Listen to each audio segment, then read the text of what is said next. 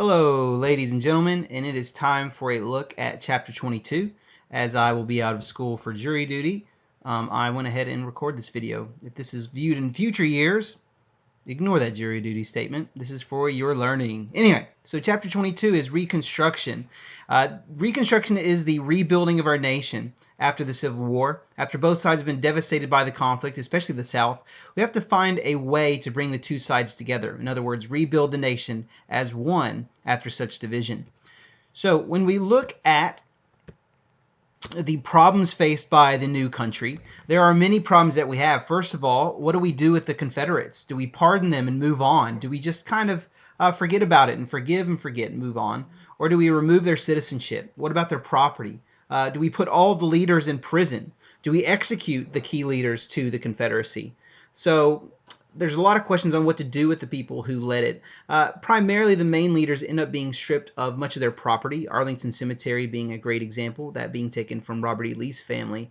And some had short prison sentences, but for the most part, we chose to mostly move on, although not many received pardons. How to fix the Southern economy? Well, with slavery abolished, what do? They had rejected the banking system, the infrastructure, manufacturing. So rebuilding them was going to be quite different, especially when you consider the next slide's a picture of Charleston. This is what's left of those cities. And so how do you rebuild those southern states that were so devastated? The biggest question regarding how do we handle this politically? Did the states rebel inside the Union, or do they leave it all together? If they stay inside the Union, well, then you simply re-allow them in without any major issues. But if they left it, then they have to rewrite their state constitutions. You remember when a territory applies for statehood, they have to send in their constitution, their state constitution, to Congress for approval. Well, with only northern congressmen there, it was going to be a pretty rough process for Southerners to get the government they wanted if it had to go through northern Republican Congress to get approved to become states. So that's one of the major challenges faced by the new country. What about freed slaves? What are we going to do with them? Will they give them full rights? Are we going to allow the states to handle how they're managed? Are we going to allow the federal government to handle those changes? That's one of the early debates between Andrew Johnson and Congress. He wanted states to allow the handling of freed men, but Congress steps in and the federal government takes control of it. And most of all, one of the issues that lasts, and you could even see some of that today, is the South remained stubborn and refused to cooperate despite the loss. They wanted to recreate the pre-war South, and that's where you still have a lot of that leftover bitterness from that time period. So regarding how we treat the freedmen and those who had been slaves, responses to their emancipation varied. Not only by the slave owners had the choice of treating them well, letting them go freely. Many slave owners didn't want to let their slaves go. So there's various stories about how they were treated, both kindly and horrifically. Slaves also vary in their responses. Do they stay there and keep working? Do they miss their owners? Do they love their owners and want to stay there? Most left to try to find their own way, but they still get stuck in a farming lifestyle. With that said, with all those responses varying, thousands of them decided to leave. They did not want to stay in that same environment, and so they would leave. And one specific group called the Exodusters pick up. Thousands of them migrate together to Kansas to create a new settlement where they would be treated equally because it was made up of African Americans. To help their transition, what did the government do to help them? The federal government and Congress created the Freedmen's Bureau. The Freedmen's Bureau provided education, which was sorely needed for groups who couldn't read, provided medical aid, and even provided some supplies to African Americans. This enabled them to transition from slavery, where they had no education and no goods to survive on, and it allowed them to kind of transition. The problem is the South viewed it as a bias to blacks. They believed that they were allowing the South to suffer, and that blacks were going to just live off the government while white Southerners did all the work for them. They also fight over the representation of federal power in their states. Southerners hated that Republicans controlled their governments in the following years. Some agents even turned it against blacks. Following are a couple pictures of first the Freedmen's Bureau itself. This was a one building schoolhouse, and you see many generations of African Americans lining up to learn. And again, this is provided by the federal government so that African Americans newly freed could learn and could be better treated, or at least through their education be able to handle the treatment that they were going to face. The following is a cartoon drawn by a Southerner, which depicted exactly how they felt about the Freedmen's Bureau. You'll notice it says the Freedmen's Bureau, an agency to keep the Negro in idleness at the expense of the white man. They did not appreciate it. And if you just simply look at the picture below that writing, you can see that they believed that freed slaves were just going to be able to be lazy and live off of the federal government. This, of course, leads this led to or the treatment of blacks in the South led many like the Exodusters to leave the country, or excuse me, leave the states and head towards the Great Plains, which we'll talk about in the next few chapters. So, what about how did presidents try to handle Reconstruction? At first, the presidents try to take leadership in it, and then Congress eventually takes over that process. The main reason why is that Congress disagreed with how the presidents handled it. First, you have Abraham Lincoln, and he wanted to only require 10% of the Southerners in rebellious states to pledge their loyalty and promise to end slavery, and then they would be quickly readmitted into the Union. Congress did not like this plan. Instead, a couple of different congressmen, Wade and Davis specifically, sponsor a bill that was going to require 50% of all Southerners to require or swear their allegiance to the Union, that no one would be pardoned who were leaders or officers in the Confederacy, and they also wanted strong safeguards for freedmen, including military presence down there. Lincoln vetoes this because his view was he wanted the South to be quickly admitted and the conflict put behind them. As we all know, Abraham Lincoln was assassinated, and that ends his chance of instituting his 10% plan. So after Abraham Lincoln's death, Andrew Johnson becomes president, and he again tries to take leadership and lead Congress in the direction he wants. He repeals secession. He wants to repudiate their debt. In other words, secession never happened. Get rid of their debt that they're not going to pay it off. And he promised that he wanted to punish Confederate leaders and the wealthy. Congress clashed with Johnson and created their own plan. They decided to go with the 10% plan, but in order to balance out that small amount of oaths, they said that the South had to pass the 14th Amendment, which we'll get to in class. So why did they clash? If Johnson wanted to punish many Southerners, why did they end up clashing? That's because Johnson was a Southerner himself. He was from the state of Tennessee, and he supported states' rights. He believed that Southern states should be allowed to choose how Reconstruction was handled. And he also wanted to allow Southern states to decide how former slaves were handled. Now imagine that. How did Southern states view the slaves that had just been freed? They viewed them with bitterness and anger. They viewed them, as we talked about in previous chapters, as beneath them. And so it's no surprise that the South quickly began passing things called black codes. Black codes were laws that severely restricted the rights of freedmen as whites attempted to recreate the pre-war South. Examples of black codes include prohibiting marriage between whites and freedmen, segregating public facilities, freedmen over the age of 18 required to have a job or face a fine or prison time. That kind of an aim at the Freedmen's Bureau. Looking further down, they couldn't be taught to read or write. They could not own weapons, could not testify or even sit on a jury. They couldn't testify against a white person, prohibited from voting or even in some areas owning property. So because he allowed these black codes to continue, Congress naturally resisted what he wanted to happen. Northern Republicans, fearing Southern power, knew that the South would have more political representation. So rather than a black person in the South only counting for 3/5 of a person, they now count as a full person for political representation. If their rights to vote were taken away, that would allow white Southerners to have a much larger representation in Congress. So they feared that.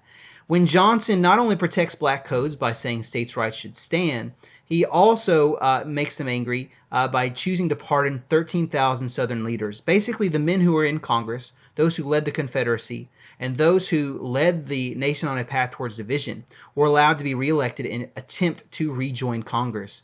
So it's no surprise that Congress resisted the black codes, resisted states' rights, and resisted the pardoning of Southern leaders and clashes with Johnson.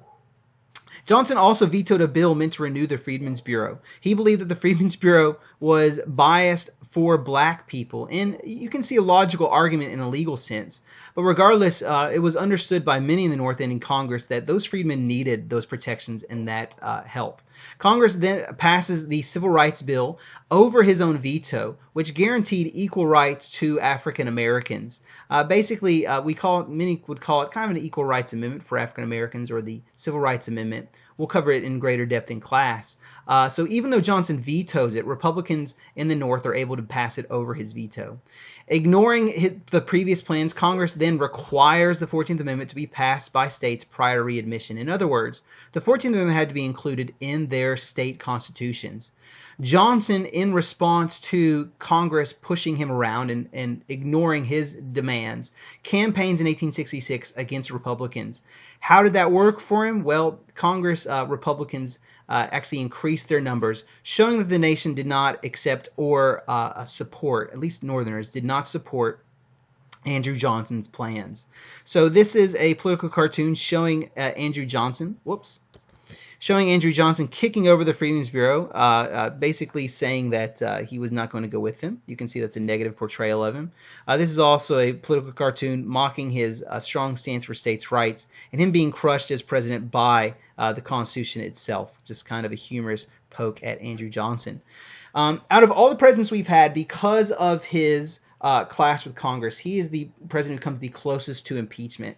We'll get into details later, but basically, they accuse him of high crimes and misdemeanors. The House votes overwhelmingly to impeach him, but in the Senate, he survived by one single vote. Why did he survive? Well, it's believed that the Senate knew that he didn't actually commit a crime. Being a jerk or being stubborn or doing things that Congress disagrees with is not enough to impeach a president.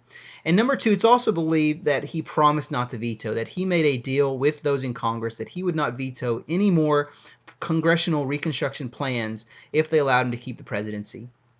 So Andrew Johnson, for the rest of his term, is forced to sit and watch Congress do as they please. And here's a chart which is on the PowerPoint, which will be online for you, which just shows the general breakdown of the years of these plans. So you can see Lincoln's plan was attempted to be put in place in 64 through 65. He is shot and killed. So Johnson takes over. He attempts to put in his own plan. Congress rejects Andrew Johnson's leadership and then begins their own plan, first with the 10% plan and the 14th Amendment. And then as the South resists, which we'll get into in just a minute, as the South resists, Congress institutes military Reconstruction, requiring Southern states to have a military presence until they allow black suffrage and equal rights, and then eventually forcing them to accept the 15th Amendment, which gives voting rights to all men regardless of race. Which brings us to that military Reconstruction. Many call it radical Reconstruction because radical Republicans like Charles Sumner and Thaddeus Stevens, by the way, that's the same Charles Sumner who was almost beat to death by Preston Brooks in Congress. Those radical Republicans take charge and force the Southern states to yield to Reconstruction efforts and to give African Americans their rights. So moderates balance the radicals, but still Congress uses their federal power and troops to bring overdue change and protection to blacks in the South. Following race riots across the South, as whites attempted to control blacks and blacks resisted them back and violence breaks out, Congress passes the Reconstruction Act. This divides the South into 5 districts and sends 20,000 troops to the South. Here's a map of military Reconstruction. Here you can see 5 different military districts. You can see those districts drawn there. Every district had a different commanding officer or general who would watch over them. As those states accept the changes, over time they are allowed to, the military is allowed to leave once they establish them. Now you also see years, quote unquote, Redeemer governments are established. Redeemer governments, we'll talk about in a minute, where once the South is able to get rid of Republican influence and have Democrats take over the governorship and take over their state legislatures, they begin undoing slowly through the 1870s, 80s, and 90s, slowly undoing these Reconstruction plans and the rights of African Americans. But I want it to be said that during military Reconstruction, you actually have African Americans in the South able to practice the right to vote, to have property, to have education. They also are able to elect many people. And that is directly related to Congress taking charge, to Congress using the military to protect the rights of African Americans, and to implement and enforce the 14th Amendment and the 15th Amendments. So getting to the realities of radical Reconstruction in the South. blacks saw, as I just mentioned, incredible short-term gains. Union leagues were organizations created by African Americans. They were, with military protection, able to go around the South and to recruit African Americans to register to vote and to follow through with that vote. So as Union leagues politically organized Southern blacks, it's amazing that we have our first wave of black congressmen. 14 black congressmen are elected, including 2 senators. I believe, yes, I have 2 pictures. One of Hiram Revels on the left. He was a U.S. Senator, and Blanche K. Bruce, who was a U.S. Representative. Now, interestingly, Hiram Revels not only is one of your first African-American senators, but he actually takes the same seat held by Jefferson Davis in Mississippi. Talk about a major change of fortunes. And let me just take this opportunity to remind you, the reason why this is possible is because of military Reconstruction. The reason this is possible is because the military is there to protect African Americans, protect their right to vote. They're there to get rid of black codes and to make sure that African Americans are treated fairly and equally. And in the years right after the Civil War, you have African Americans practicing their rights because they have protection. So what occurs over time, which we'll cover in this class, is as those Redeemer governments take over, they implement more and more what we will call Jim Crow laws, which slowly strip away the rights of African Americans. But during this time period, you have men like Hiram Revels and Blanche K. Bruce, who represent African Americans in Congress for the first time in our nation's history. So, Southern whites naturally begin to lash out as traitorous, corrupt scalawags and meddling Yankee carpetbaggers take over their area. What is a scalawag? Well, a scalawag was a Southerner who supported Reconstruction, who supported the rights of African Americans. Many of these scalawags, even these Southerners, actually worked in Freedmen's Bureau to teach children, young African American children, how to read and write. They were just targeted just as much as free African Americans were. And then you have meddling Yankee carpetbaggers. Carpetbaggers are individuals who came from the North to support Reconstruction. Now, some of them implement and help out at Freedmen's Bureau. Some of them work in the military to make sure they have their rights.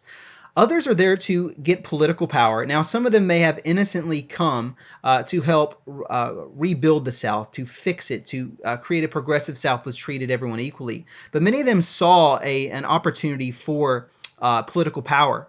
And so even today, you have many people believe that Northerners who come in and take over Southern businesses or take over Southern politics, they're viewed as carpetbaggers because just like Northerners came over and take over Southern governments in the Civil War, people still believe that Northerners do that today. So carpetbaggers and scalawags were targeted by Southerners, angry Southerners, who wanted to get back to pre-war South. They especially like to use the accusation of corruption by the South against Republican governments. Now, was this true? As we'll talk about in the Gilded Age, there was corruption everywhere in politics, in business, in railroads in the late 1800s. So yes, it's true, but they were no more corrupt or evil than Democrat businessmen or Southern political figures.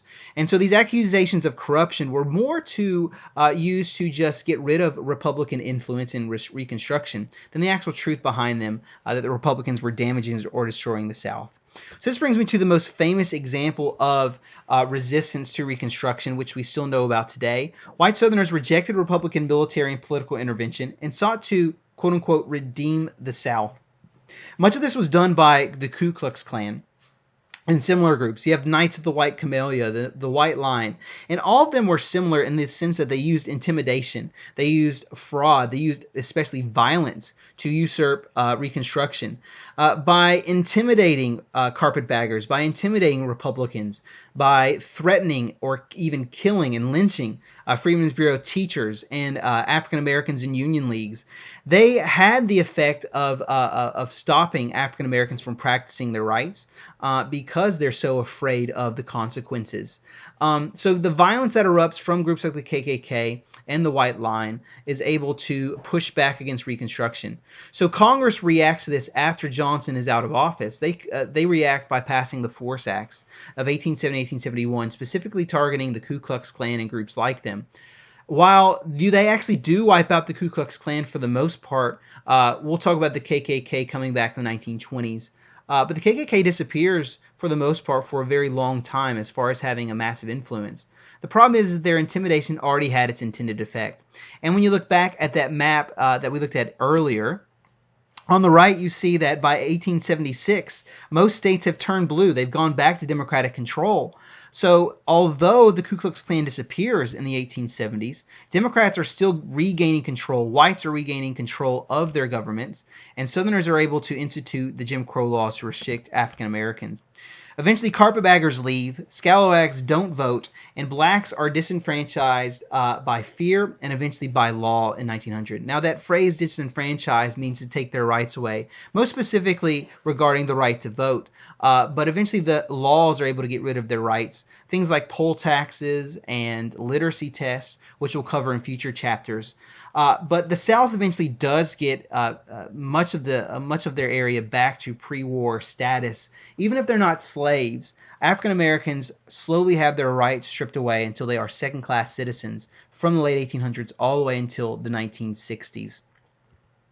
So here's just a quick depiction of the Ku Klux Klan. The White League you can see on the right, and the KKK. And then you even see the phrase under those people cowering on the shield that says worse than slavery, which is what many people would agree with the situation for African Americans after the 1870s. This is the slow readmittance of southern states through Reconstruction. And then one last fun little side note from this era. We purchase Alaska. Now, this is one of those random things that the textbook decides to throw into a chapter. But Secretary of State William Seward buys Alaska in 1867. When he purchases it, it is a frozen wasteland. Russia gets rid of it because they thought that it was kind of just a wasted tundra. The ironic thing is, even though people made fun of him, called it his polar bear ice garden, it ends up yielding America a lot of wealth through both oil and even the Yukon Gold Rush. So he ends up being redeemed for that choice over time. But initially, people had quite a laugh about the purchase of this frozen region. So that is all of Chapter 22. That is the main ideas and topics. Obviously, I've not gone over the key questions specifically, but I thought it would be nice to give you a good preview and overview of what Chapter 22 covered regarding Reconstruction. If you have any questions, feel free to shoot me an email, or we can talk when I come back to class. Regardless, I hope that this helps you understand Reconstruction and Chapter 22 as a whole.